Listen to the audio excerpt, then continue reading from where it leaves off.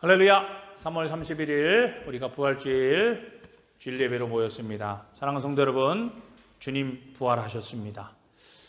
고통과 순환과 억압과 또 죽음까지도 이기시고 말씀하신 대로 우리 주님 다시 살아나셨습니다.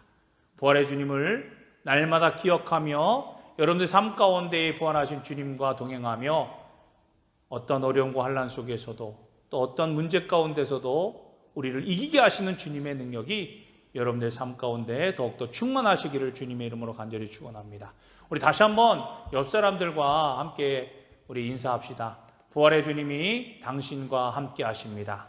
우리 함께 기쁨으로 인사합시다. 부활하신 주님이 당신과 함께 하십니다. 자, 그리고 늘 승리하시기를 축복합니다. 늘 승리하시기를 축복합니다. 사랑하는 성도 여러분, 우리는 오늘 부활주일을 맞이하였습니다. 부활은 모든 것을 다시금 열어주는 소망이 있습니다. 부활은 닫히고 막힌 것을 열어주고 새로운 것들을 다시금 하게끔 만드는 힘과 능력을 우리는 보게 됩니다. 우리에게 있어서 흔히 죽음이 모든 것의 끝이라고 생각할 수가 있습니다. 죽음, 어찌 보면 우리가 생각할 수 있는 가장 우리 인생의 마침표가 아닐까 생각됩니다. 하지만 하나님은 우리에게 분명히 약속해 주셨어요. 죽음은 우리에게 있어서 마침표가 아니다. 왜? 우리는 하나님을 믿고 예수 그리스도를 믿는 사람이기에 이 죽음은 우리에게 있어서 마침표가 아니라 지우고 다시 써내려가는 새로운 소망, 즉 부활 뒤에 있는 죽음 뒤에 있는 부활이 있기에 우리는 새로운 소망을 가지고 살아가는 사람들이다라고 말씀해 주고 있는 것입니다. 성경은 이 부활에 대해서 우리에게 자세하게 말씀하시고 또한 부활을 믿는 지금까지 이 부활을 믿는 모든 하나님의 사람들에게 끊임없이 계속해서 부활의 증거들을 보여주고 있습니다. 오늘 봉독한 요한복음 20장의 말씀도 마찬가지입니다. 무덤을 돌로 막고 있었던 근위병들, 로마 병정들 두려움에 떨어서 그들은 이 예수님을 장사했던 이 무덤을 돌로 막고 지키기까지도 했습니다. 왜냐하면요, 끊임없이 말씀으로 약속하시고 예수님께서도 제자들과 함께 동행하실 때에 내가 죽은 후에 다시 살아날 것이다 라고 하는 말씀을 하셨기 때문이에요. 그래서 만에 하나라도 지금 예수님이 죽게 된 것이 아무런 죄가 없이 지금 군중들의 동요와 심리로 인하여서 십자가에서 달려 돌아가셨는데 만에 하나 예수님의 십자까지 사라지게 되면 야, 지금까지 우리가 이렇게 행하였던 것들이 잘못된 거였구나. 더 큰 소동과 밀란이 일어날까 봐 이 제사장들은 로마 병정들을 통하여서 예수님의 무덤을 지키게 된 것입니다. 즉 무덤을 막았다고 하는 것이 어떤 표징입니까? 그들 속에 두려움이 있었다라고 하는 거예요. 여러분 생각해 보십시오. 두려움이 없다면 죽은 자의 무덤을 왜 지키겠습니까? 무덤으로 돌로 왜 막아두겠습니까?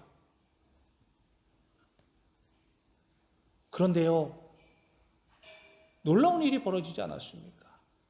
약속하신 말씀대로 굳건하게 막고 있던 이 돌문은 부활의 날에 옮겨져 있었고 그 무덤 안은 비어져 있었습니다. 이것을 본 마리아는 베드로와 예수께서 사랑하시던 제자들에게 달려가서 이 소식을 전하게 됩니다.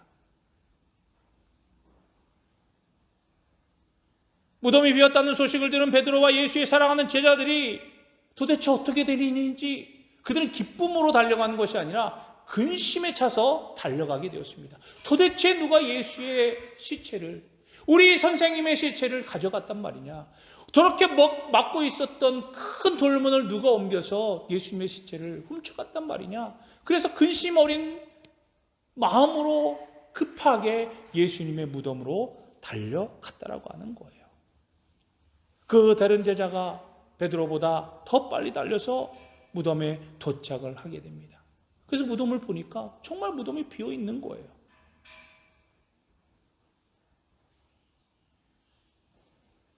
그때 베드로가 도착합니다. 베드로는 다른 제자들과 성격이 좀 남달라지 않았습니까?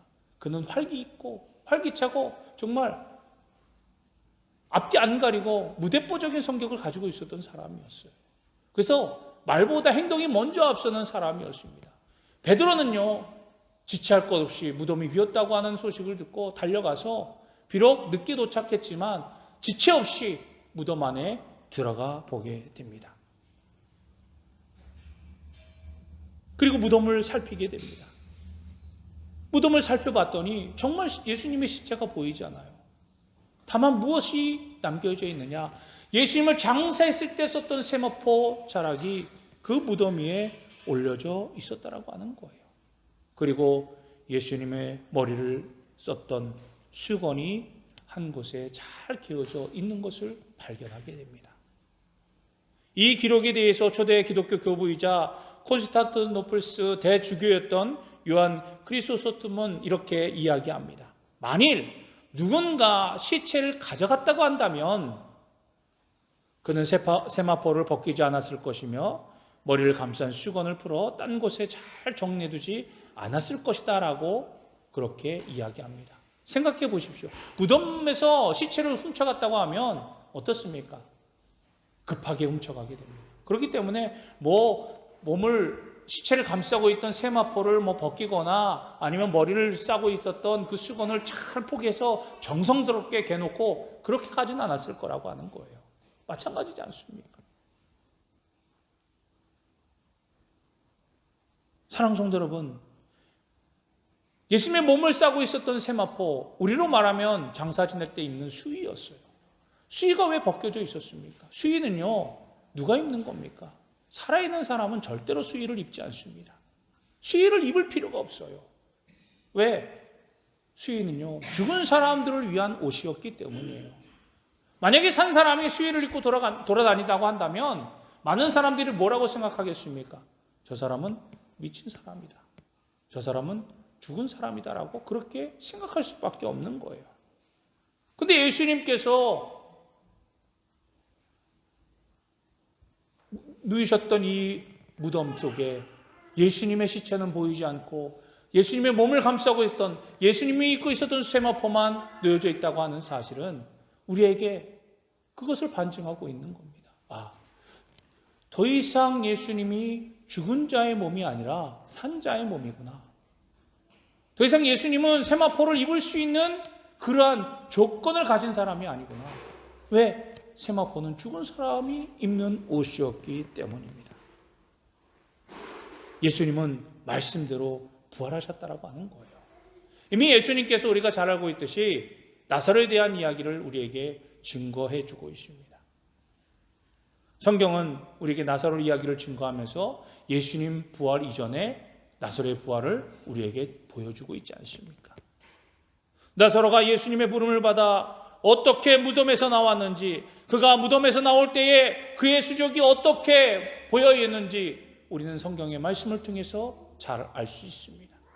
나사로가 예수님께서 부르셨을 때 그가 무덤에서 나올 때는요, 어떻게 나왔습니까? 그는 그 싼 채로, 동여진 채로 그는 무덤에서 나오게 됩니다. 나사로는 이 땅에서의 새로운 생명을 얻기 위해 그 모든 것으로부터 해방될 필요가 있었습니다. 그래서 예수님께서 부르시고 나서 그를 감싸고 있던 그 세마포를 벗겨내시는 것입니다. 그렇지만 예수님은 어떻습니까? 예수님은 이미 부활하셔서 더 이상 세마포와 자기를 감싸고 있던 그 어떤 것도 필요하지 않았습니다. 왜? 영원한 생명으로 부활하셨기 때문입니다. 오늘 봉독한 말씀에서 마리아는 이 광경을 보고 그는 믿을 수가 없어서 하염없이 울고 있는 그 모습을 우리는 발견하게 됩니다. 그녀 또한 제자들과 함께 빈 무덤을 그냥 들여다볼 수밖에 없었어요. 그때 무덤 안에서 두 천사의 모습을 발견하게 됩니다. 하나는 머리편에 한 천사는 발편에 있는 모습을 봅니다. 하염없이 울고 있는 이 마리아에게 이 천사는 묻습니다. 왜 울고 있느냐? 내가 무엇을 찾느냐?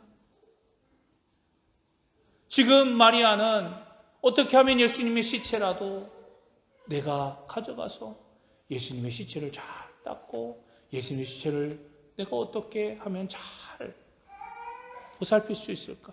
돌볼 수 있을까? 예수님의 얼굴이라도 마지막으로 한 번 더 보고 싶다라고 하는 그 간절한 마음으로 예수님의 무덤을 찾아갔었습니다. 예수님의 시체가 없는 것을 발견하고 이 천사가 묻는 물음에 그는 그렇게 대답합니다. 이 천사인 줄 모르고 그날이 6월절 기간이었기 때문에 이른 아침에 무덤에 있을 사람은 동산지기밖에 없다, 무덤지기밖에 없다라고 생각해서 제발 주여 예수님의 시체를 누가 가져갔는지 제게 알려주십시오. 그러면 예수님의 시체를 가져다가 잘 닦고 마지막까지 가시는 길에 그 장사를 잘 치르도록 하겠습니다라고 그렇게 간청했습니다. 그리고서 뒤를 돌아보지요. 그때 예수님이 그곳에 서 계셨습니다.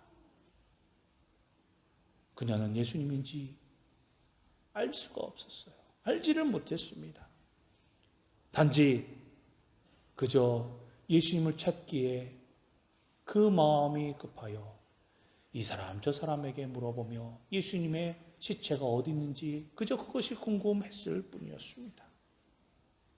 바로 그 순간 예수님께서 그의 이름을 불러주셨습니다. 마리아라, 마리아야. 그 이름을 부르는 순간 마리아는 직감했습니다. 두렵고 떨리는 마음과 또 기쁨과 소망에 찬 마음이 겹쳐서 주님이시구나. 말씀대로 주님이 다시 살아나셨구나. 그래서 너무 벅차고 놀란 가슴에 이렇게 말을 하게 됩니다. 라보요. 히브리 말로 라보요. 선생님. 주라고 이야기하기 앞서서 라보니라고 하는 말로 그는 예수님을 부르게 됩니다. 사랑과 믿음과 기쁨이 이 단어 한마디에 녹아져 있었습니다. 예수님 정말로 다시 살아나셨구나. 내가 그동안 그토록 바라고 소망했던 예수님이 바로 지금 내 눈앞에 있구나. 사랑하는 성도 여러분, 예수님이 우리에게 분명히 말씀하셔 주셨습니다. 양은 그 목자의 이름을 부르고 목자는 그 양의 이름을 부르고 양은 그 목자의 음성을 듣고서 그 목자를 따라간다라고 이야기했어요. 우리가 예수님의 자녀로 예수님의 제자로 우리가 살아갈 때에 예수님은 끊임없이 우리의 이름을 불러주고 계십니다. 그때 우리가 주님 제가 여기 있습니다. 주님 제가 여기 있습니다. 라고 우리가 대답하는 그런 믿음의 모습이 우리 가운데 필요하다고 생각되어집니다. 우리가 즉각적으로 예수님 부르실 때에 우리가 음성으로 대답하고 우리가 삶으로 대답할 때 우리는 예수님과 다시금 영원한 관계를 맺게 된다라고 하는 거예요. 예수님과 더 깊은 관계, 더 깊은 사랑을 나눌 수 있게 되는 줄로 믿으시기 바랍니다. 오늘 많은 사람들이요 그렇게 생각합니다. 아무리 주위에 가족이 있고 친구가 있고 사람이 많아도 나는 언제나 외롭다.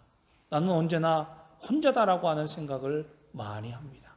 그래서 외로워하며 고독해하는 것을 많이 경험하게 됩니다. 현대인들에게 가장 많은 병이 무엇입니까? 바로 우울증이라고 하는 거예요. 동정을 해주는 사람은 있을 줄을 모르지만 아픔과 슬픔을 진정으로 나눠줄 수 있는 사람은 거의 찾아볼 수 없기 때문에 내 옆에서 내가 힘들고 어려울 때 정말로 나는 혼자구나, 나는 어떻게 할 수가 없겠구나 라고 하면서 자기 스스로가 삶을 포기해버리는 우울증을 겪는 사람들이 얼마나 많이 있습니까? 그런데 주님은 우리를 부르시고 계세요. 마리아야, 범시가 우리 가운데 찾아오셔서 홀로 외로워하고 두려워하고 있는 나에게 찾아오셔서 나의 이름을 부르시며 내 음성을 듣기를 원하시고 계십니다. 주님, 주님이십니까? 주님, 제가 여기 있습니다. 너는 왜 울고 있느냐? 너는 지금 무엇을 찾고 있느냐? 우리에게 물으신다면 우리는 뭐라고 대답하겠습니까? 네, 제가 주님을 찾습니다. 부활하신 주님, 능력의 주님을 찾고 있습니다. 주님이 나와 함께 하시기를 원하고 있습니다. 우리가 그렇게 고백하며 나아가는 저와 여러분이 되기를 주님의 이름으로 간절히 축원합니다. 주님은 부활하셔서 끊임없이 우리를 불러주시고 계시는 거예요. 그래서 마리아는 제자들에게 뭐라고 이야기합니까? 슬픔에 찬 그녀가 예수님이 죽으시고 무덤에 묻혔다가 더 이상 예수님을 볼 수 없고 예수님과 함께 할 수 없다라고 하는 그 사실 하나만으로도 그는 큰 슬픔과 근심 속에 사로잡혀 있었지만 무덤이 빈 것을 보고 예수님을 만나고 나서 그는 제자들에게 이렇게 고백합니다. 내가 예수님을 보았다. 내가 예수님을 만났다. 사랑하는 성도 여러분, 이제 우리는 다시금 예수님을 만나고 부활하신 주님을 만나는 저와 여러분이 되기를 주님의 이름으로 간절히 축원합니다. 부활하신 주님을 다시금 만날 때 우리에게 있는 아픔과 슬픔과 고통과 고난, 눈물까지도 우리 주님이 다 사하여 주시고 채하여 주셔서 우리가 기쁨과 소망 가운데 살아갈 수 있도록 우리에게 큰 은혜와 소망과 능력을 더하여 주실 것입니다. 주님을 만났기에 마리아는 이제 다시금 슬픔이 없고 영원한 기쁨과 감사와 소망으로 살아갈 수 있었습니다. 그래서 자신 있게 제자들에게 달려가서 예수님의 말씀을 전할 수 있었던 것입니다. 사랑하는 성도 여러분, 우리 주님이 여러분과 함께 하시고 여러분을 불러주고 계십니다. 이 부활하신 주님이 늘 여러분의 삶 가운데 함께 하심을 믿고 이 부활의 소망을 가지고 더욱더 담대하게 살아가는 저와 여러분이 되기를 주님의 이름으로 간절히 축원합니다. 기도하겠습니다.